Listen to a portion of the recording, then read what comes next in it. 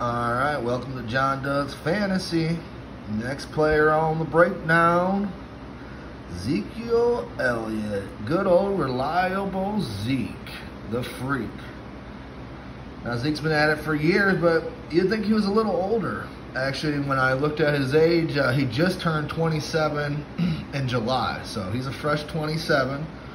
I think he's got one more year, and let me tell you why I think he can be a league winner or definitely a steal at his ADP. All right, so right now he's being taken at RB 18, 36 overall in ESPN drafting. Now, last year, let's talk about his first 5 games before he got hurt. Now, his first 5 games, his first game, he only got 3.9 points. That was versus Tampa, and they were the #1 defense against the run. But then he had 15.7, 23.6, 20.3, and then 23.2 points before he got hurt. And then this season, they actually have the 6th easiest schedule in fantasy for running back on Fantasy Pro Focus.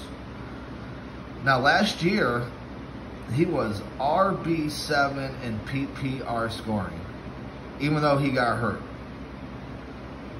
And right now, he's being taken at RB18. That just doesn't make sense to me. Last year was the worst year he's done since he's came in the league, and it was RB7. I mean, he still had over 1,000 yards rushing, still had 10 touchdowns, and I think he can do it again. And my big reason I'm real high on Zeke is in the offseason, they traded Amari Cooper for nothing, to clear up some salary cap room. Now, Tony Pollard was so good, and they thought Zeke was washed. They could have cut Zeke and then kept Amari Cooper. Okay? So, and then Jerry Jones comes out, he has a man crush for him, says he's going to be used. And even Tony Pollard did. So, Tony Pollard's the better back. Tony Pollard's going to take all the carries. Tony Pollard is not taking the goal line carries, and that's what I care about.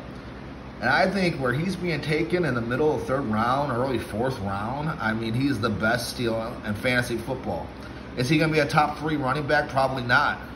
But is he going to be a top 10 running back? I think so. And if you told me you can give me a top 10 running back in the middle of the 3rd round, you'd be all over it. Now, I do think Pollard's going to take some carries, but I think it's going to be like a 65-35 split. And Zeke's going to get the goal line carries. So even if, he gets only 65% of the snaps and gets the goal line carries, I think he's going to have over 1,000 yards and 8 to 12 touchdowns.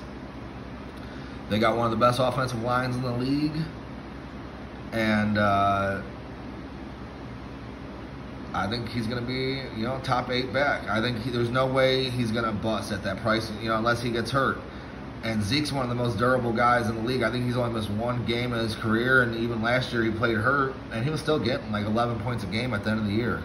Even if he got me like 12 points a game for a middle of the 3rd round pick, you get 12 points a game. That's solid, and I think that's his floor. I think that's at the worst he's going to do. So he's getting taken at RB 18, and he was 6th last year.